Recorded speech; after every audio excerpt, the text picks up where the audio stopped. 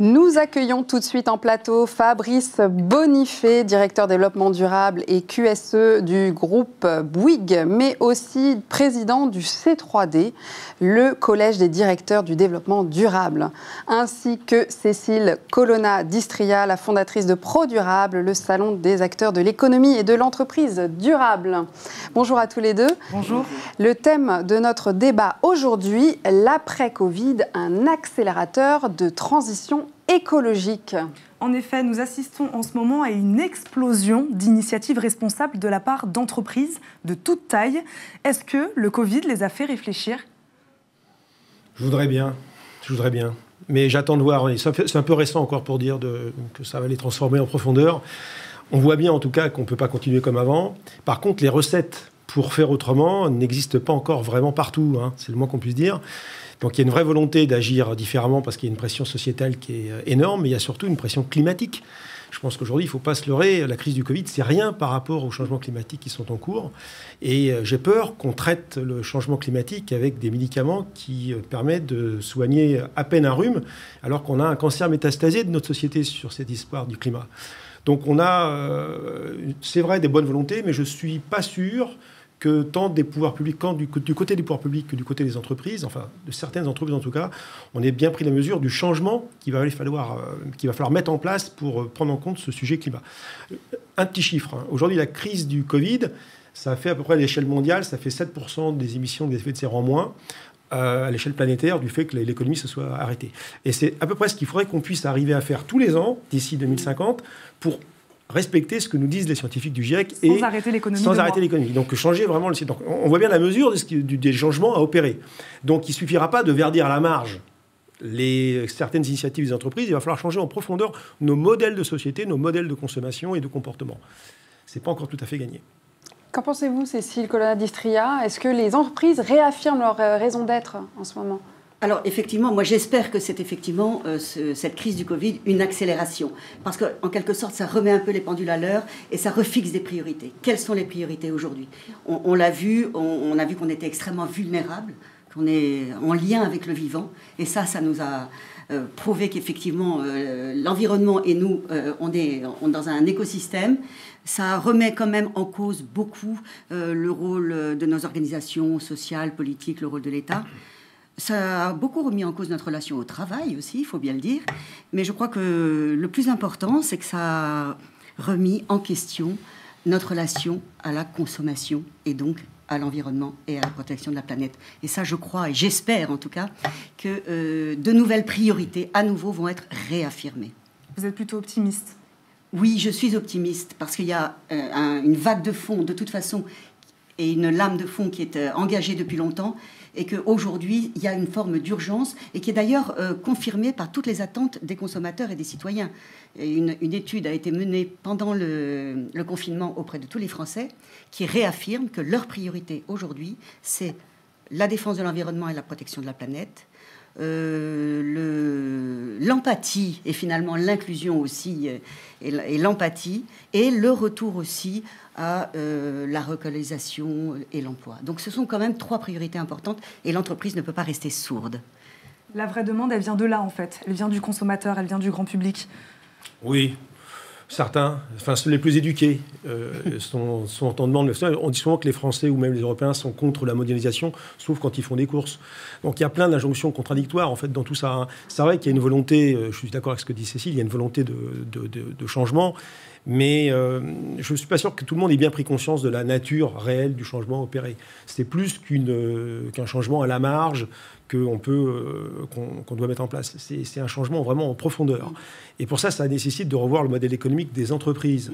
Donc il y a 25% d'efforts qui doivent être consentis par les citoyens, par des changements de comportement de consommation. Et puis après, le reste, ça doit venir des entreprises. Le modèle d'affaires, c'est-à-dire comment l'entreprise produit de la valeur, avec un modèle qui doit être aujourd'hui clairement décarboné. Et on doit passer d'une approche linéaire à une approche circulaire. Donc linéaire, c'est J'extrais des matières premières que je ne paye pas, la nature ne facture rien, je fabrique des produits avec une obsolescence plus ou moins programmée, je consomme ce produit sur une durée quand même très, très courte, puis ensuite c'est jeté sans autre forme de procès, avec très peu de réemploi, très peu de recyclage. Bon, cette approche-là, qui est très dispendieuse en énergie et en ressources, n'est pas soutenable. Donc il faut arriver à mettre en place une approche qui est complètement différente, basée sur l'usage des produits, issus de la transformation des matières premières. Et cette économie de l'usage, elle existe très peu encore aujourd'hui à l'échelle planétaire. Il n'y a pas que la France. Donc il y a vraiment un gros travail de pédagogie aussi à faire vis-à-vis des acteurs pour que progressivement, on puisse arriver à faire ce changement. On n'a plus beaucoup de temps, car l'emballement climatique, il est à nos portes.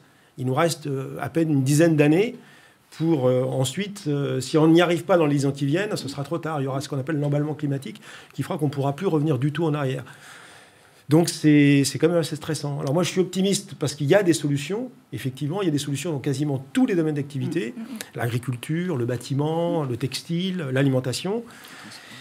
Donc il y a quand même des moyens de faire autrement. Maintenant, ce qu'il faut, c'est cette acceptation et faire en sorte que les pouvoirs publics, d'une part, les entreprises, d'autre part, se mettent d'accord pour flécher des investissements, flécher la fiscalité, flécher les aides, de manière à ce qu'on puisse vraiment aller vers une prospérité sans croissance de flux carbonés qu'on doit éliminer de notre société. Et prouver que économie et responsabilité ne sont pas incompatibles. On a vu que le MEDEF, d'ailleurs, avait reculé au moment du confinement en disant qu'il fallait lever le pied là-dessus. Finalement, il a l'air de revenir sur ses opinions là-dessus. Qu'est-ce que vous en pensez ? Non mais, moi je pense que le paradigme économique qui a dominé depuis ces 100 dernières années, c'est la croissance infinie dans un monde fini en ressources. On sait que ça, c'est mathématiquement pas possible. Hein. Tous ceux qui ont été un petit peu à l'école, ils savent que des exponentielles, c'est pas possible. Donc il va falloir inventer un nouveau modèle de croissance. C'était une réaction de la vieille école, la réaction du MEDEF à ce moment-là. D'ailleurs, tous ceux qui disent ça savent que c'est pas possible de toute manière, parce qu'ils sont intelligents, ces gens-là. Donc, on arrive au bout du système. Là, il faut arrêter de faire croire des trucs à des gens qui sont aujourd'hui mathématiquement pas possibles, et physiquement pas souhaitables d'ailleurs. Donc, ça ne veut pas dire qu'il faut arrêter l'économie. Il y a des emplois, il y a des entreprises, mais on peut arriver à une certaine forme de prospérité en utilisant moins de ressources. C'est possible. Mais ça nécessite de tout revoir et d'aller vers une espèce de prospérité sans croissance. Ça veut dire prospérité sans croissance de flux. Ça veut dire... faire peur à plein de chefs d'entreprise. Non, mais non, c'est tout le contraire. Parce que ça crée des emplois. Parce qu'en fait, aujourd'hui, ce qui fait la croissance du PIB, c'est notre capacité à faire tourner des machines. Et les machines sont alimentées par de l'énergie. S'il y a un peu moins de machines, il y aura un peu plus de gens au boulot. Et le vrai sujet de tout ce qu'on est en train de se dire, c'est comment on va arriver à payer des salaires et comment on va arriver à faire travailler des gens. Et donc, cette économie du local, cette économie circulaire, cette économie qui sera plus sur les territoires, c'est une économie qui va embaucher des gens. Et je pense que le vrai défi, en fait, de l'écologie, c'est bien de faire travailler les gens. Il nous reste une minute. Vous voulez rebondir peut-être là-dessus ? Oui, le seul exemple est celui de la réparation de nos biens matériels, un grille-pain ou un micro-ondes.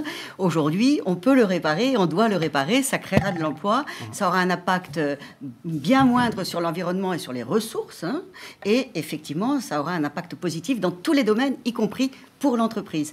Donc effectivement, il faut sortir de cette surenchère au productivisme qui voulait toujours plus ponctionner, produire et vendre, pour imaginer effectivement un autre modèle, effectivement circulaire et de recherche de sobriété. Je pense qu'il y a cette idée de sobriété qui est au cœur de nos enjeux aujourd'hui. Je crois que c'est très important de parler de sobriété, de solidarité. Ces ressources, elles ne sont pas illimitées, donc il faut qu'elles soient effectivement...